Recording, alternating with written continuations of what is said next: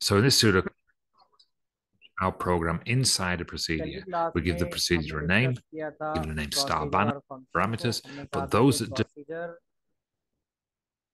एक ऐसा कोड होता है, कोड का ब्लॉक होता है जिसे हम बना देते हैं इसलिए ताकि जब हमें बाद में ज़रूरत पड़े तो हम उसका इस्तेमाल कर लें। प्रोसीजर और फंक्शन ये दोनों प्रोग्रामिंग स्टेटमेंट्स हैं, बट इन दोनों का डिफरेंस ये है कि procedure does not return a value. Procedure कोई वैल्यू रिटर्न नहीं करता, जबकि फंक्शन जो है वो वैल्यू को रिटर्न करता है। आपसे मैं कहूँ कि वॉल्यूम निकालना है ना, वॉल्यूम ऑफ वॉल्यूम निकालना है किसी भी, यानी क्यूब का किसी चीज़ का, तो लेंथ ब्रेथ हाइट होता है, लेंथ ब्रेथ एंड हाइट। तो ये length and breadth and height आपकी क्या होगा, पैरामीटर होगा। लेंथ ब्रेथ और हाइट क्या होगा, पैरामीटर, वो वैल्यूज जो आप देंगे तभी जाके उसकी कैलकुलेशन होगी। प्रोसीजर के बारे में do हमने well, ये pढ़ा this था is कि जब भी हम कोई प्रोसीजर okay, a लिखते string हैं of stars, तो प्रोसीजर and then जो it's going लिखा to end the जाता है procedure. वो प्रोसीजर लिखा जाता है, प्रोसीजर लिखते हैं, फिर उसके बाद उसका नाम होता है, और जो कुछ प्रोसीजर के बीच में आना चाहिए जो हम चाहते हैं रिपीट हो वो लिखें और एंड प्रोसेस आ जाए, यानी प्रोसीजर को एंड कर दें। यहाँ पे उसने एग्जाम्पल दी कि अगर आपके पास, अच्छा, प्रोसीजर को पाइथन के अंदर जब आप इस्तेमाल करते हो तो वहां तो आपने देखा था कि सिर्फ लिखा हुआ था प्रोसीजर, लेकिन यहाँ पर आप पाइथन में प्रोसीजर नहीं लिखते बल्कि आप पाइथन के अंदर लिखते हो डिफाइन, DEF फॉर डिफाइन, और आप प्रोसीजर का नाम लिख देते हो। प्रोसीजर का आपने नाम लिख दिया। अब यहाँ क्या हो रहा है, आपको अगर मैं चला के दिखाऊं पाइथन आइडल के ऊपर, ये कोड सामने मौजूद है जिसमें क्या कर रहा है, आपने सबसे पहले प्रोसीजर को डिफाइन किया, प्रोसीजर का नाम लिखा आपने स्टार बैनर, और आपने ये प्रिंट कर दिए 3 स्टार। हम यहाँ पे यही काम करके देखते हैं। फाइल न्यू, आपने सबसे पहले डिफाइन किया और उसका नाम था स्टार बैनर, ये आपने प्रोसीजर का नाम दिया। साथ साथ क्या कह रहा है, स्टार बैनर आपने प्रोसीजर डिफाइन कर दिया। अब आपने नीचे लिखा प्रिंट, ठीक है, और प्रिंट लिख के आपने उसके बीच में बहुत सारे स्टैरिक डाल दिए, ये स्टैरिक डाल दिए। कोड ही तो लिख रहा हूँ मैं, कोई भी कोड हो सकता है, प्रोग्रामिंग कोड। हाँ, हम इसलिए देखो प्रोसीजर लिखने का मकसद क्या है कि हम एक ही दफा कोड बना के रख दें, एक ही दफा कोड बना के रख दें, ताकि क्या हो, जब जब हमें उसकी जरूरत पड़े तब तक हम उसको क्या करें, हम उसे एक्सेस कर दें। अब यहाँ पे ये तो हमने लिख दिया, 3 चीजें लिख दी। कल आपको मैंने बताया था कि अगर हम जैसे प्रिंट लिखते हैं और बैकस्लैश n लिखते हैं, बैकस्लैश n के बारे में क्या बताया था मैंने, आपको ये एक लाइन का स्पेस दे देगा, ठीक है। अब हम इसको चलाते हैं, सेव करते हैं, और इसको हम नाम देते हैं प्रोसीजर का। कल हुआ अभी था इसका प्रोग्राम, प्रोसीजर 1 के नाम से इसको मैं सेव करता हूँ, और अब मैं इसको चलाता हूँ। जब मैंने इसे रन किया और ये चला, ठीक है। अच्छा, इसके लिए पहले ज़रूरी है कि इसको मुझे कॉल भी कराना पड़ेगा। डिफाइन प्रोसीजर तो मैंने लिख दिया है, फिर मैं यहाँ पे इसको कॉल भी कराऊंगा। तो यहाँ पे पहले तो ये मैंने बना दिया, रन में रन मॉड्यूल किया इसको, और इसके लिए मुझे उसको नीचे कॉल भी करवाना पड़ेगा। चलो पहले इसको दूसरे वाले को भी लिख देता हूँ, डिफाइन किया मैंने, ठीक है, और यहाँ पे इसको मैंने स्टार बैनर लिखा। अब मेरे पास दूसरा फंक्शन है स्टार बैनर 2 के नाम से, स्टार बैनर 2 के नाम से। अब ये 2 आ गया, सेकंड फंक्शन है। अब इसमें आप लिख रहे हो फॉर आई इन रेंज, और 3 का मतलब है ये लूप कितनी दफा चलेगा, 3 तक चलेगा। और उसके बाद मैं लिख देता हूँ प्रिंट, और प्रिंट के बाद ब्रैकेट में यही स्टैरिक्स लिख देता हूँ,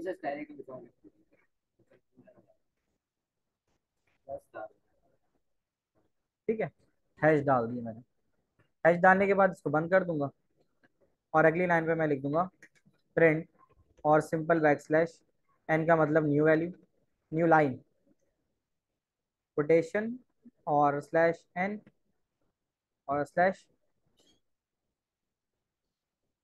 अब यहाँ पे क्या करना होता है, हम प्रोसीजर बना तो लेते हैं, फिर हमें साथ साथ प्रोसीजर को कॉल भी करना होता है। हमने स्टार बैनर लिया, ये लिख दिया, और फिर स्टार बैनर 2 लिया, इसको भी लिख दिया।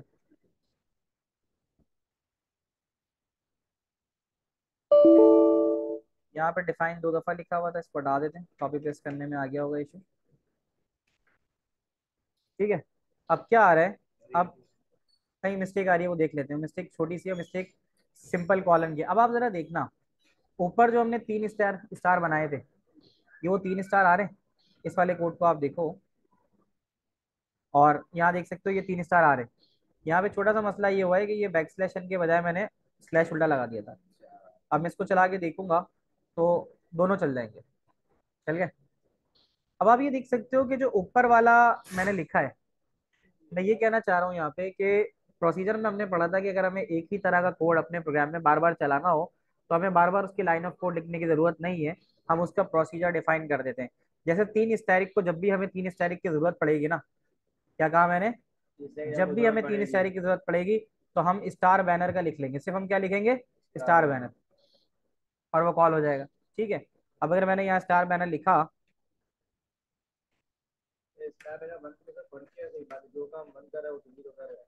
फर्क फर्क बता देता हूँ मैं। आपने यहाँ पे कोई चेंज देखा, आउटपुट पे क्या चेंज नजर आ रहा है? आउटपुट पे ये जो 3 लाइनें दो हो गई। क्यों 2 दफा हो गई? क्योंकि मैंने यहाँ पे स्टार बैनर को 2 दफा कॉल किया। इसको हम कॉल करना कहते हैं कि स्टार बैनर को हमने 2 दफा कॉल किया। इससे एक बात जाहिर हो रही है कि अब आपको बार बार ये 4 लाइनें लिखने की जरूरत नहीं है। आप इसको जहां कॉल करोगे ये वहां पे सारा का सारा कोड एग्जीक्यूट कर देगा। अच्छा, अब जो बात आप कह रहे हो ना कि सर इसमें और इसमें फर्क क्या है, अच्छा एक फर्क तो और देख लो, उसने लिखा था एन और फिर लिखा था मल्टीप्लाई बाय 3। इसका मतलब मैंने आपको क्या बताया था, 3 दफा आएगा, 3 दफा 3 लाइनों का स्पेस, 3 लाइनें छोड़ेगा। अब आप जरा देखना, फर्क आ रहा है नजर? 3 लाइनों का, पहले इतना बड़ा स्पेस नहीं था, अब स्पेस बढ़ गया। ठीक है, तो प्रोसीजर में हमने ये सारी चीजें पढ़ी, तो ये चीजें आप लोगों को क्लियर हो गई होंगी कि प्रोसीजर में रिपीटेशन। हाँ, मैं आपको नीचे वाले कोड के बारे में बता देता हूँ। आप पूछ रहे थे कि नीचे वाले में और ऊपर वाले कोड में फर्क क्या है। देखो, नीचे वाले कोड में आप लूप के जरिए चला रहे हो, यहाँ आपको 3 बार स्टैरिक प्रिंट करने के लिए 3 दफा प्रिंट लिखना पड़ा। क्या यहाँ पे 3 दफा प्रिंट करने के लिए आपको 3 प्रिंट लिखने पड़े?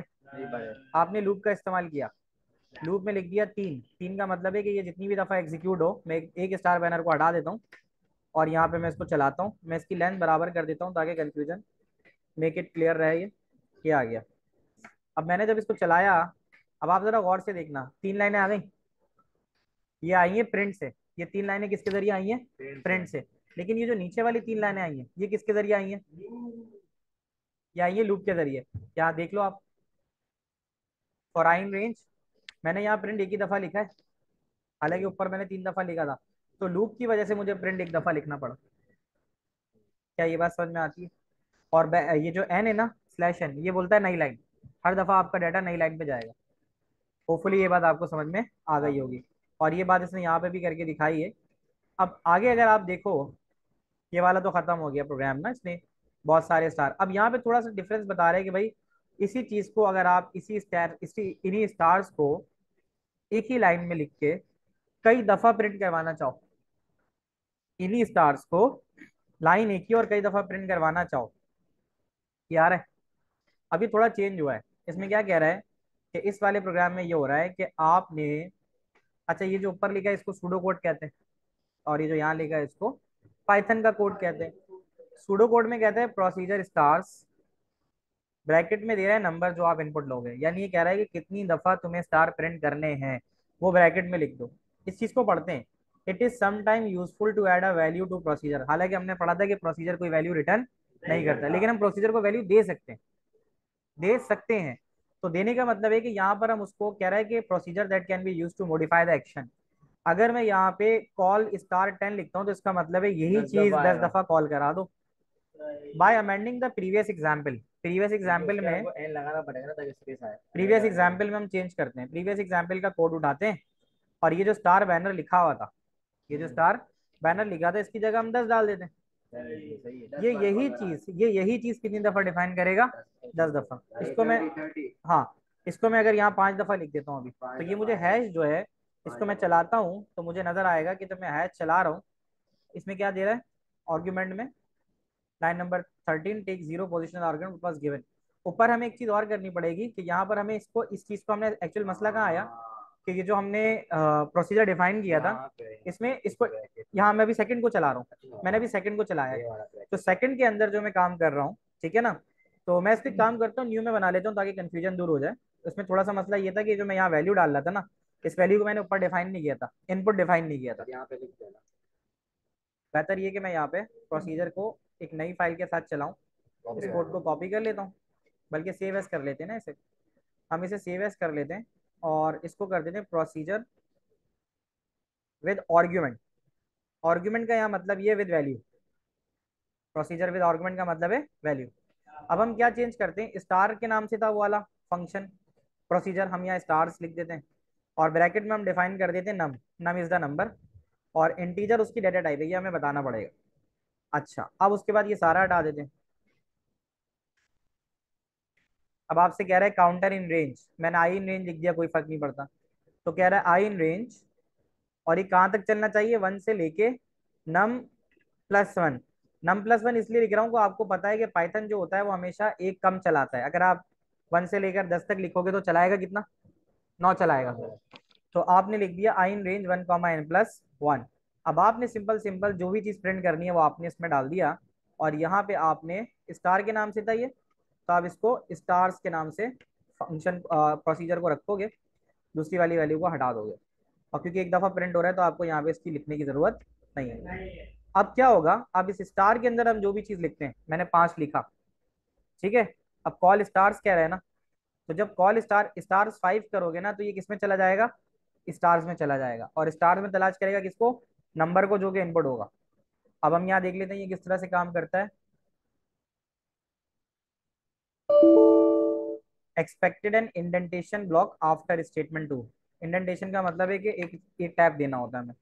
हमने चलाया इसको, और ये आपको देख सकते हो कि ये 5 लाइनें हमें दे रहा है, हालांकि हमने यहाँ पे 5 लाइनें मांगी नहीं है।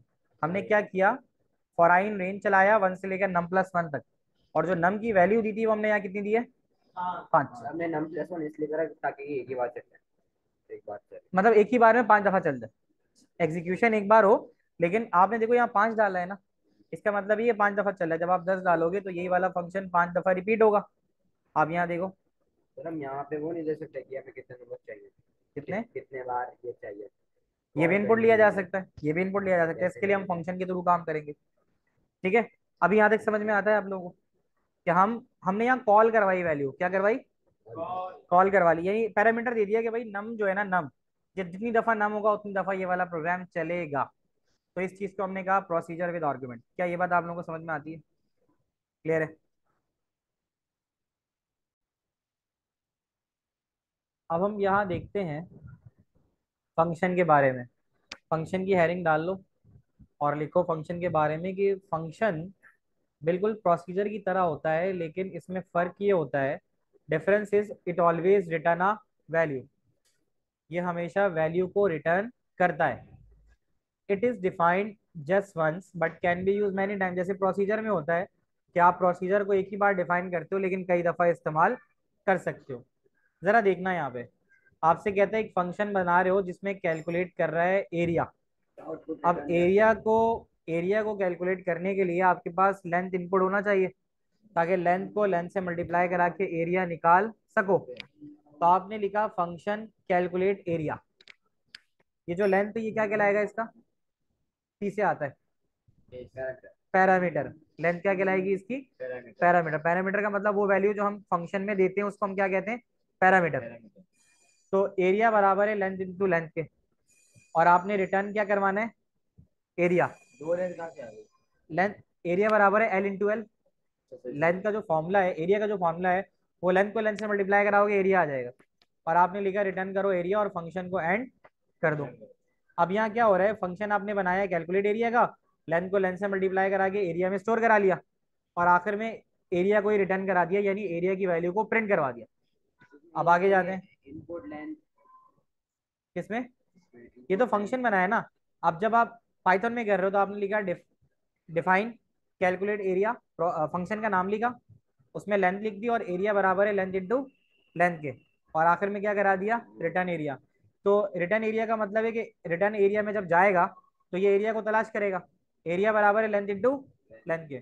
तो जैसी लेंथ इनपुट होगी, लेंथ इनपुट होने के बाद लेंथ को आपस में मल्टीप्लाई करा के आपको एरिया जो है वो प्रिंट करके दे देगा। आगे देखते हैं इसका कोड किस तरह से काम करता है। ये फंक्शन चल रहा है और फंक्शन में तब्दीली सिर्फ इसी बात की होती है कि फंक्शन जो होता है वो वैल्यू को रिटर्न करता है। अब यहां देखो जरा क्या कह रहा है। आपने स्टार्ट किया पाइथन का कोड, उसमें कह रहा है कैलकुलेट लेंथ, और लेंथ को एज अ पैरामीटर दे दिया क्योंकि फंक्शन वैल्यू रिटर्न करता है।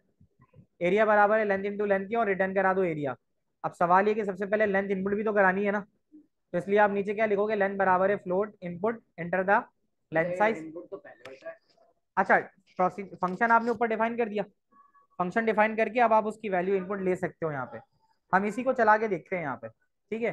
सेम चीज़ है, हम यहाँ जाते हैं पाइथन में, और अब हम यहाँ पे, ये वाला तो हमारा हो चुका था। अब इसको हम जो करेंगे, इसको अब हम करेंगे विद दिस फंक्शन।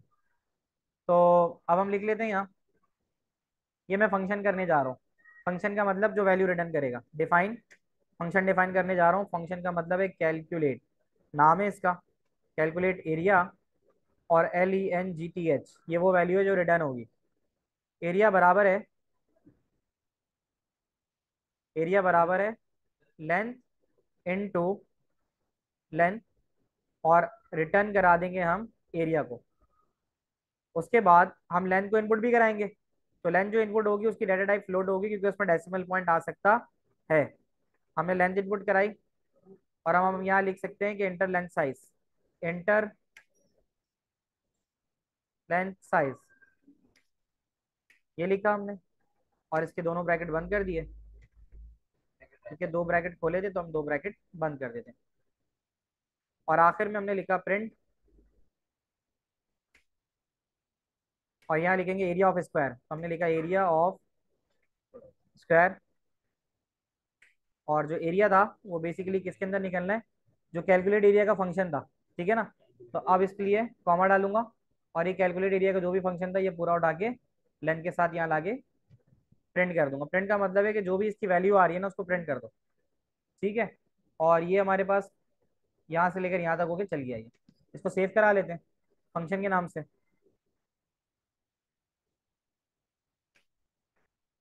फंक्शन के नाम से हमने इसको चलाया, एक्सपेक्टेड कॉलन, यानी ये कह रहा है कि फंक्शन के बाद कॉलन लगाना है। हमने लगा लिया, चलाते हैं। एंटर द लेंथ साइज 7, तो 7 7 जा 49। तो इसने फंक्शन जो एरिया की वैल्यू है वो लेंथ इंटू लेंथ करके हमें रिटर्न करके दे दी। दोबारा बता रहा हूँ मैं, ये हमने लिखा एक फंक्शन, अभी हम प्रोसीजर नहीं लिख रहे, अब हम फंक्शन लिख रहे हैं। प्रोसीजर में हम यहाँ बीच में कोई वैल्यू नहीं देते थे, पैरामीटर हमने अगर रिटर्न नहीं करेगा, यानी फंक्शन रिटर्न करेगा, पैरामीटर रिटर्न नहीं करेगा। हमने ये फंक्शन लिखा, और उस फंक्शन में क्या हो रहा है, लेंथ लेंथ से मल्टीप्लाई हो रही है, और उसके बाद रिटर्न हो रहा है एरिया। एरिया में क्या आ रहा होगा, लेंथ इंटू लेंथ। अब हम यहाँ पे क्या करा रहे हैं, उस लेंथ को इनपुट ले रहे हैं, और फिर आखिर में जाके उसी को प्रिंट करवा रहे हैं जो भी हमारा सवाल आया है।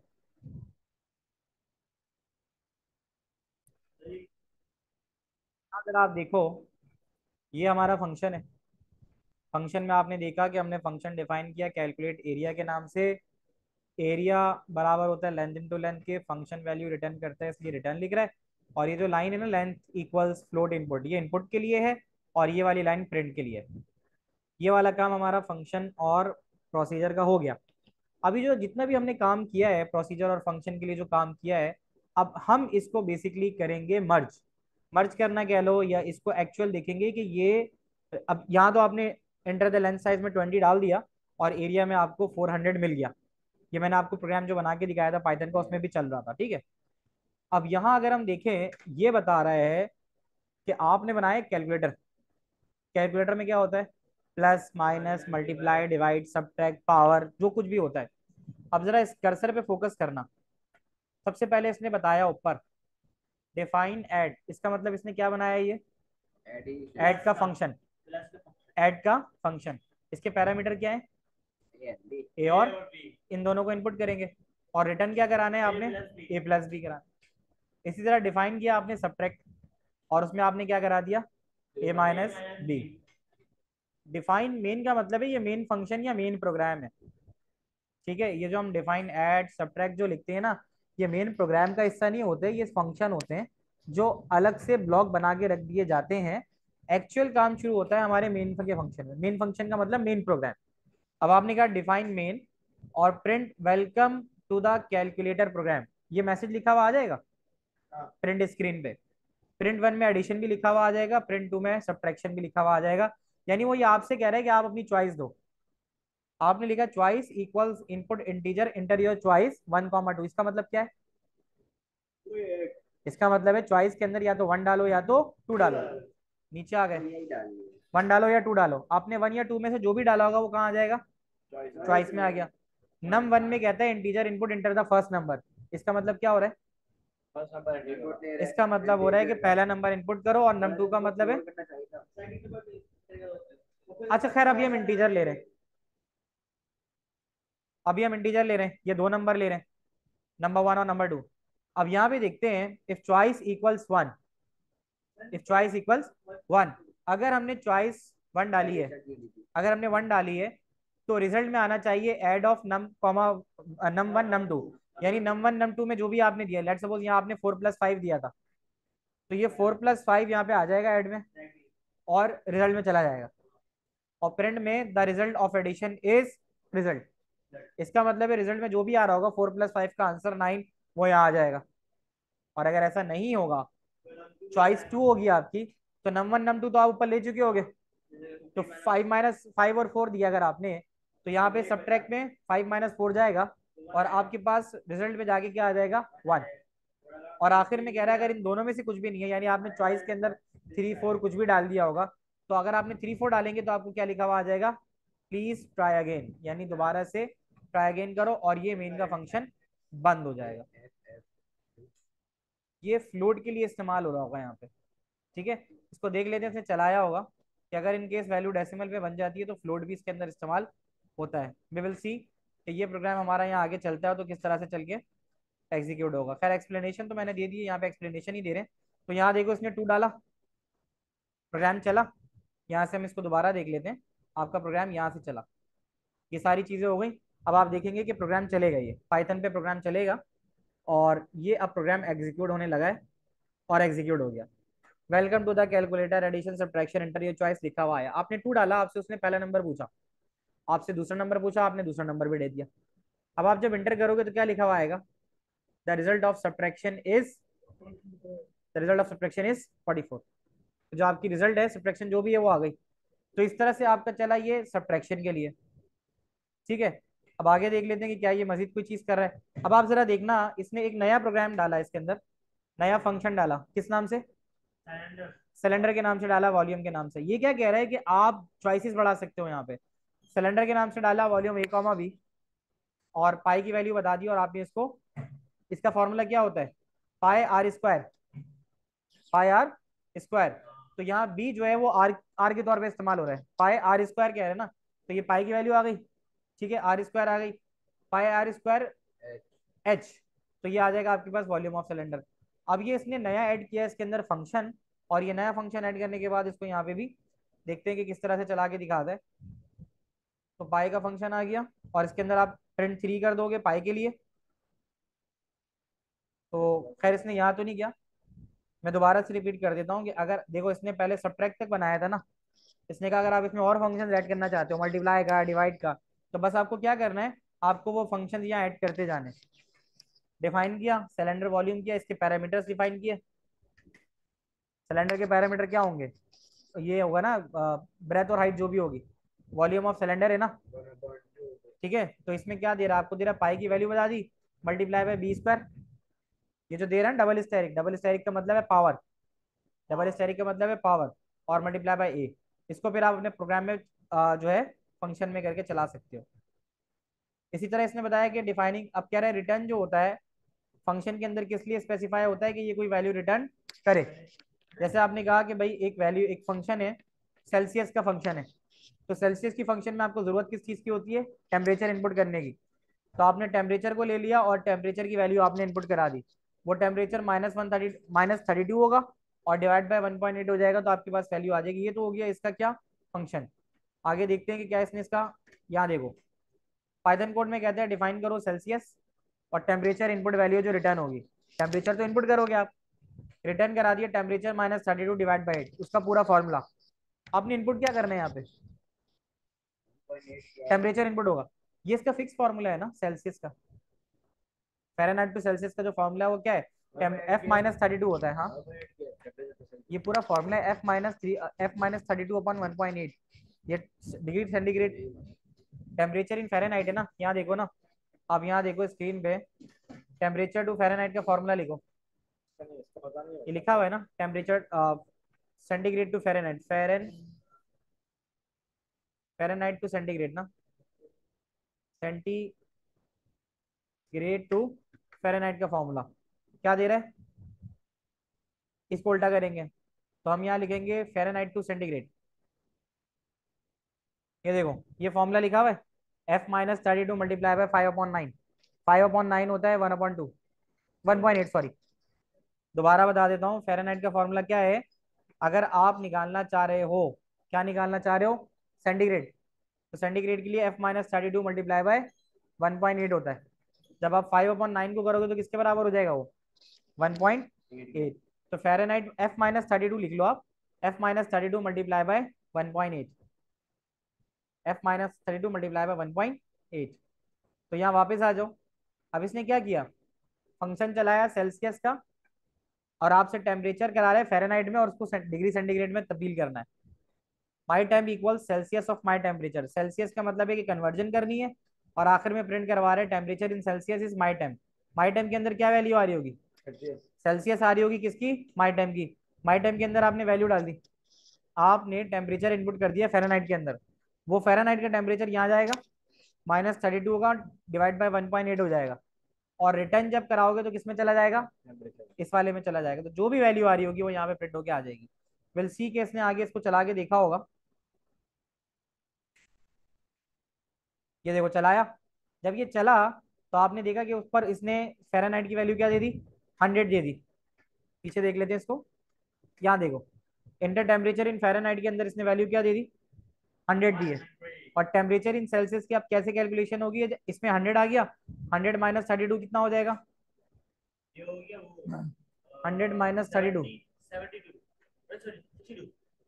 62, सही है, 62 हो गया ना, 32 से 68, 68 को फिर आपने डिवाइड कराया 1.8 से, ठीक है, तो आपके पास जो वैल्यू आएगी वो क्या आ जाएगी, यहाँ आ भी रही थी 37.77। तो इस तरह से आप फंक्शन को कई सारी जगहों पे इस्तेमाल कर सकते हो। तो ये बेसिकली था लोकल एंड ग्लोबल वेरिएबल, फिर हम वो नेक्स्ट क्लास के अंदर डिस्कस करेंगे।